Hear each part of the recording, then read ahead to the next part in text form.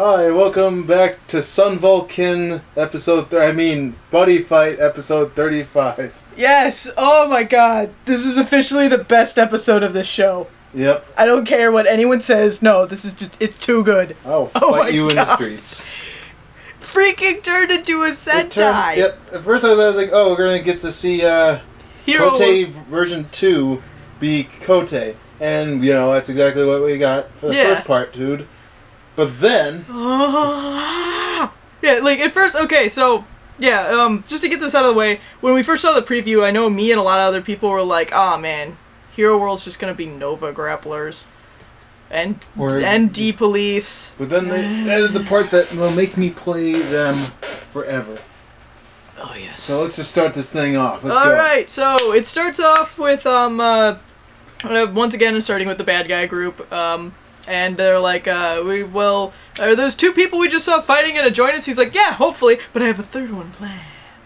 Pan to Tasku. So we know what their plan is now. They're also attempting to go get Gao, so... Yeah, I actually was... they're going for Tasku, but whatever. Yeah, they're going for... They're also they said that they were also going for Gao, too. Well, isn't Genma supposed to be one of the people who's going to get a thing because of the Dark Seeger? Yeah, because Dark Seeger. So it seems like they've got aims on four people. Point is this bunch of people who are things and stuff. Whatever, I don't care enough. But that's not important. What is important is the Joker just broke out of prison. Yep. It is Joker Buggy. And that is what I shall be referring to him through this entire episode. Because Juggy. that's what he is, Juggy. Alright, so Juggy breaks out of prison, and a Gundam shows up and is like, dang, I missed him. So then we cut to the Buddy Police, and Gao's at the Buddy Police, and he's filling out some paperwork with the Drum, and Drum's like, why do we have to do this? And the police are like, well, you can now transform into multiple worlds, and we have to document that, because you're no longer just a immigrant from Dragon World, you're also from these other worlds. And then, that totally freaking matters. I know! It doesn't really matter. I agree with Gao. Unnecessary paperwork. And then they really just use it as an excuse to eat up a little bit of time doing flashbacks to his other world, which at first I, like, cringed so hard. I was like, don't you dare. Honestly, it makes me wonder, why couldn't they just use that animation just to have freaking Captain Answer do a big, you know, writer-ish spiel, or a Sentai one, you know, like just, you know, do a big speech about fighting evil, like a really nice one. Yeah, he had a short one, but we could have used a bigger one. But anyway, so Gao says, oh yeah, where's Tusk? I want to say hi to him, and everyone's like, yeah, he's out on duty. And then Gao's like, oh, I'll just come back tomorrow and see him then. And they're like, oh, we don't have the heart to tell him. He's gonna find out eventually. Yeah, it's like he's gonna find out anyway. So then Magnum PI, as I shall continue to call him, comes up and he's like, hey Gao, I'm headed out to go do a thing. Do you want to come ride in the squad car with me? I'll drop you off at home. And Sheila's like, actually I have to come with you, so I'll come with. And Gao's like, I've always wanted to ride in a squad car. So they start driving, but as they're walking out of the building, they see Captain Answer's hero suit, and Gao's like, what's this? And they're like, oh, this is the suit Captain Answer wore. He's a hero from 20 years ago, and he's actually the reason why Magnum PI got into the Buddy Police, because he's an ordinary Buddy Police, and he's his hero. I can't take this. Actual character development in Buddyfight. I know. Oh, goodness. And Magnum PI even gets embarrassed about it. He's like, I'm just kind of a fan. They're like, you have a collection of all of his memorabilia. You're more than just a kind of a fan. And he's just like, but then so they're riding in the car and stuff, and all of a sudden they get a report in that cars are getting stolen and blown up and stuff, and they're like, okay, and Magnum PI is like, I'm gonna need you, buddy, and he brings out Tiny Gundam. And it's Tiny Gundam Cardburn, or just Cardburn as he's later called, but still, and he's so tiny and cute. But they're like, oh, so this is your buddy? He's like, yeah, I fight for Hero World, and he is a police from Hero World. So they're like, oh, there's Buddy Police in other worlds? Yes, so that's confirmed. But I guess you would expect it from a place called Hero World. But yeah. So then they're like, Gao, if you don't mind, we're gonna take a detour to go work on this. And Gao's like, ah! Yep, he's in the background where he belongs. Yeah, so then we arrive at the crime scene, and it's the Joker wearing a mask, or... Juggy. Juggy, thank you. Juggy is... yeah, Juggy, and he has Armor Knight Demon with him, and he's wrecking stuff, and he's like, I demand to see Captain Answer! With the large hand motions for no... I don't know. But, and then there's a reporter that's not Paruko, and I was just like, well, those exist in this world?! Well, it can't be everywhere. I know, it's just, it's weird, and she actually reminds me of the reporter, do you remember that female reporter that every so often appeared in, like, Dragon Ball Z? Mm-hmm. Yeah, she reminds me of that. So that was kind of fun. This is just, like, this episode is flashback to other good things in anime and Japan. It's a love letter to, like, everything from the 70s and 80s. Yeah, it's just, Which is probably why they, you know, mentioned that Answer is a hero from 20 years ago, because he's in his prime in the 80s. Yes! Of course, in the future, it would be now, but in our context, yeah, it would be the 80s. Yeah. But you get the idea. So then they get there, and Magnum PI is like, alright, I'm gonna fight him! Put the buddy shield up! So they put the buddy shield up, and he's like, fight me! I keep forgetting. Juggy? Juggy, thank you. Come on, Em. I can't. You think it'd be easier to remember Buggy and Joker combined. Okay, so he's like, fight me! And he's like, alright, go ahead. And, oh yeah, his buddy skill is rocket boosters. And he just kind of skis on. So he comes in, and, the hero flag, by the way, glows like a neon Las Vegas sign. It's kind of funny. Yep. It's not actually a flag at all, in fact. And this is where the awesome starts. Seriously, like, if you haven't watched any other episodes of Buddyfight, just watch this one. It's really good. Like, cause then he summons, Cardburn, who descends from the sky and is like, time to fuse! And he does, like, the formation goes out. So, as you expect from Hero World being not just a giant robot thing, but a literal hero, like, from every hero show you can think of, they combine regularly. And apparently it's not just with each other, but even the player. Yeah. Sure. So it basically, we find out that one of the gimmicks of Hero World is that the monsters can be weapons. So you can equip them as weapons. And he basically equipped Cardburn to himself.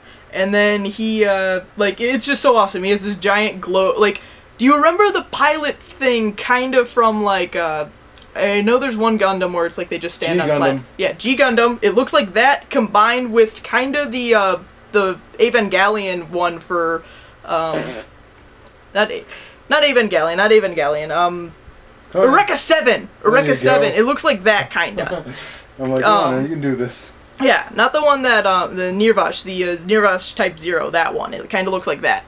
So he's just standing there like in the G Gundam style, but it's awesome. And then, so they start fighting. He summons Card Rhino and Card Serpent, and he has Card Rhino attack, who does penetrate. Card Serpent gets blocked, so I don't know if he does anything. But then they fuse, and they turn into Gar. Yes, with the lion chest and everything. Man, just hits the scene. Yes. Oh, and freaking like.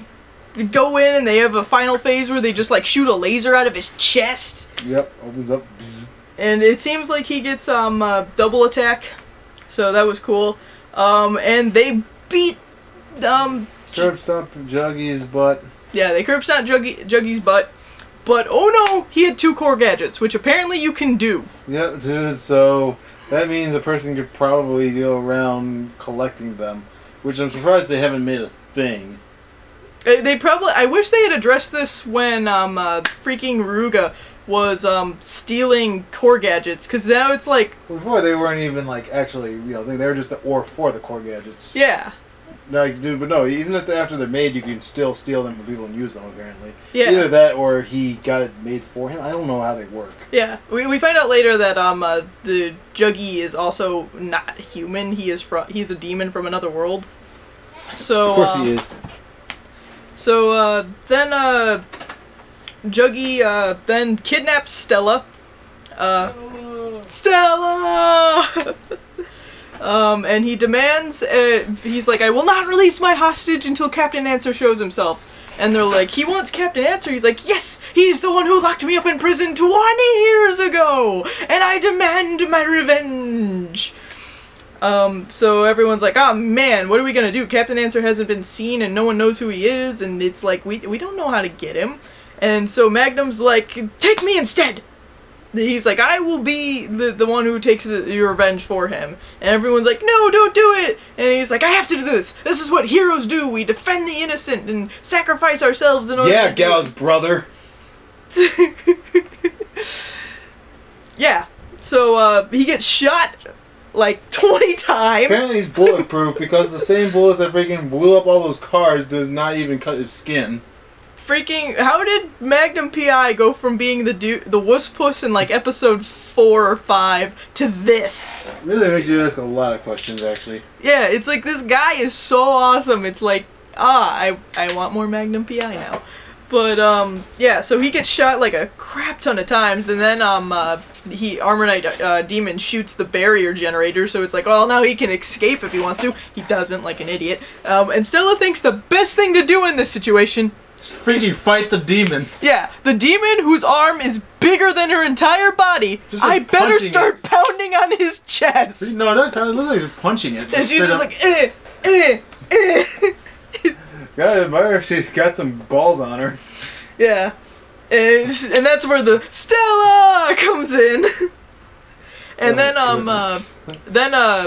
Juggy summons a spear and is like, I'm gonna stab her now. And everyone's like, oh, I wonder no! if people even know where that's from, the Stella thing. These days and ages. Street nut car named Desire. Go look it up if you don't know. Street nut car, M? Did I say nut car? Yeah, you said street nut car. Oh, sorry. I meant to say streetcar named Desire. Yeah, I figured because I just realized Buddyfight does do a lot of really old references. I do like it for that. So I think we should just bring it up just in case people are wondering why we just keep yelling it. Yeah. So then, right as she's about to get killed, Captain Answer appears! Which, by the way, I didn't mention earlier in the episode, they totally hinted that Professor Negi no Nama is Captain Answer. Negi no Yami, yep. And he just goes in there, like, you know, like a Kamen Rider, like his motorcycle flies in the air. Freaking lands. Gun-wielding, crashes, you know, he lands on top of Armor Knight Demon and beats him in the face with his motorcycle. So already! Apparently motorcycles like Kuga does. Kuga! I am. Sorry. Anyway, so then he appears and he's like, thank you Magnum P.I. for holding them off until I got here. I wish his name was Magnum P.I. That was great. So Magnum's like, I'm just doing my job, sir. And then he's like, I shall fight you now. And he's like, and Juggy's like, yes, this is what I have waited for. So they get into a fight. His freaking core gadget's a gun, and he transforms into Captain Answer, aka Forze. Yeah, it's like a weird combination between Forze and Big One. I'll take it. And then another one that I'm blanking on, but yeah, it's like a weird combination of like 3 different heroes. It's delicious. So then, he transforms, and he summons freaking Sun Vulcan. Or just any Ranger team. First he brings out a Sentai team, but I just love the little detail that the yellow one is the fat one. Yes! Because you see, in the old days especially, the Yellow Ranger was known for eating a lot. Yeah. That was always the Yellow Ranger's thing, so... So yes. I love that little touch. So, they are the Quattro 5, which at first was a dumb name until you realize they're 3, 4, 5. Yep, because there's only 3 of them, and they're called the Quartet 5, not the Quattro 5. The Quartet. Sorry. Bah. Quartet 5, but it's only 3 of them, and they say 4 of they're a foursome with the number 5. I don't know why they do it, but whatever. Yeah. So, 1, 2, 3, 4, 5. So then, they transform, they summon cars. So cars and jets. Cars and jets. They fuse together to make like the Sun Vulcan Robo, and then they go Jew Ranger and have the sword fall from the sky and land in their hands. It's like almost crazy just how many different references are just being melded into one like robot. Spot the reference the episode. So then, they transform, bring the sword down on Armor Knight, Demon, and Bahamut. Bahamut, and we've been over this. Thank you. I tried to say it, I forgot. No, there's only one T in its name, man. Thank you. So, yeah, like, they defeat him, and Captain Answer's just like, the day is safe, and we're just like, come on, do it. Do it. No, you do it! To mention the part where he does the A signature. Oh, yeah! And then after he does it, and Juggy's life goes to 0, he falls down. The announcer says, game over, Answer wins. And then Juggy explodes. Yes! Just like he should when you get taken out by the Sword of Justice. Like, the whole entire time we were watching this episode with every reference, like, they, like... Because it was so far away, dude, and you just see him fall over. I'm like, if you don't make him explode, buddy, fine, I'm gonna be so pissed. And then, boom! He explodes! And then you just see the smoke blasting right past him. Like, as his cape just goes in the wind. Which means, A, he killed somebody, but still...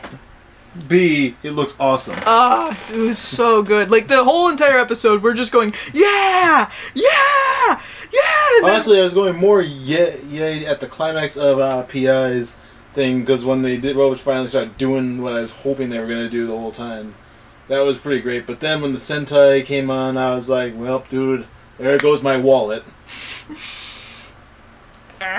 Needless to say, I'm going to play those. I'm going to find the time to do it if I have to. Yeah. Oh, man. So then, Captain Answer thanks everyone for their help, and Magnum's like, no, thank you for saving the day, and his little Gundam buddy's like, if you don't mind, I'm gonna go with Captain Answer to learn how to be better at justice, and Magnum PI's like, yeah, sure, go. And then, Gao's like, oh man, Captain Answer, you were so great, and he's like, thank you, remember, stay in school, kids, and drives off. He doesn't actually say that this time. He doesn't say that at all. But he drives off and he's like, see you later, young Gao! And Gao's like, wait, how does he know my name? So then they're back at school. Gao's like, it was so awesome, I got to meet Captain Answer, it was great. And they're like, but we have no idea who he is. And then Negi no Yama bumps into him from behind. He does like try to speedy pick up, but he drops him anyway. And then his mustache is off kilter, so everyone's like, is your face falling off? And he's like, no, you didn't see anything. I'm pretty sure his nose is kind of off, too. I think it's a fake nose, also. Yeah, so that's not his real face. Which, by the way, I didn't mention that, yeah, when he's Captain Answer, his body type's completely different. Yeah, he's like, his Yama, he's all, like, crouched over and old-looking, but his Captain Answer, he looks like he put on 20 pounds of muscle. It's like... I won't. Good. But yeah, it's like, so then he runs off like you didn't see anything! And that's the end of the episode. Who was that masked man? Who was that masked man? It's so hard to tell. That's a suspicious looking man. Dude, what was next time? Next time, the principal of the school is going to be fighting, which school? I forgot which one had the eye patch on the... Eye patch principal. I think that's the middle school. Okay, because I don't remember which one had the hand and then which one had the fist. The hand was the Gao school one. Okay, so it is their principal then, because I'm pretty sure he had the hand open. Yeah, so he's back, which is already fun, but he's going to be facing against the new villain that I like. Yes. Whose name I've actually forgotten, but Durian Arms. Yes, he's going to be fighting Durian Arms. Yeah, well, you see, because he's really flaming. But I don't know what his orientation is, but I'm going to take a wild guess. Yeah, also he's using Demon Lords. I'm okay with this. Yep, that's good to know. I'm glad to see them getting used. I was afraid they weren't going to. Yeah, so... It's funny how the most flamboyant ones get to use like some of the most interesting concepts in these. It's because they're great. Like, because you got like Ginvanger with Galahad's thing. Like, granted, to Galahad itself isn't good, but the chain ride obviously is interesting. It was good at the time. Yeah, extra crit. It was nice to touch it. Really, what it needed is an easier way to get soul. Mm-hmm. But that's besides the point. Yeah, so overall, Best episode of the show go far. Overall, yeah, I agree. Go watch it. I agree. Best episode. Like, dude, it did the best. It had, you know, good character building moments. That didn't beat you over the freaking face like the other episodes can do. It wasn't pretentious like especially episode 20 was, with its, you know, with the sun where it doesn't freaking protect people, bull crap. In fact, it spits in that by talking about how, you know, real heroes sacrifice themselves for the good of other people. Mm-hmm. You know, like a hero's supposed to act. It freaking, you know, had a pretty good pacing overall. In fact, it had a pacing like a Sentai. You know, dude, like you just have a regular thing happen, dude. Then all of a sudden, explosion, and bad things are happening in town. Go down there. First fight, you know, happens. It doesn't go so great. The second fight happens. They do what they need to do to take them down. Explodes. Then a little thing at the end. Little thing at the end where they kind of talk about all the things that happened and how it made them better. Freaking Zebek. Just make the rest of the episodes like this. Yeah, it's just like stay to Sentai format. You are very good at it. Here's the thing about Sentai: it's super duper formulaic, but it's a formula that works. But it's a formula that works. It's super formulaic, but it's a very classic way to do these kind of action stories, because it's all you need in it. There's no reason to change it because it's all really already. It's basically like it's classic film format structured down into episode size. It's really easy to do, but it makes things simple and easy and clean, and just it works. Yep, and all you have to do is really more. Yep, and all you have to do to make it fresh every time for the last 40 years is just change up little things here and there, and occasionally do one that's really different. Yeah, so and that's it's easy as that, and I really wish they would, but I know they won't. I know. We're gonna get spoiled by this episode. No, next episode cannot live up to this. Even though they really could, because despite, you know, all the stuff that happened, they used a lot of CG for the robots. They could probably just made this a constant thing. Because not like with Vanguard, where, you know, whenever you have Kota come in with his giant Gundams, dude, you know, they spend the whole budget making it look really clean and, you know, very smooth. This one, dude, they just used their computer animation, you know, to just make them move with, you know, CG models. Yeah, so, yeah, overall, good episode. Next week, just gonna review. It's gonna be the Demon versus the thing. Principal. Yeah, whatever he uses. And, freaking Vanguard and Buddyfight regionals in a couple weeks. So, be ready for it. Alright. Or don't. Really, I don't care. Alright, see you guys later. Bye-bye. See ya, everybody.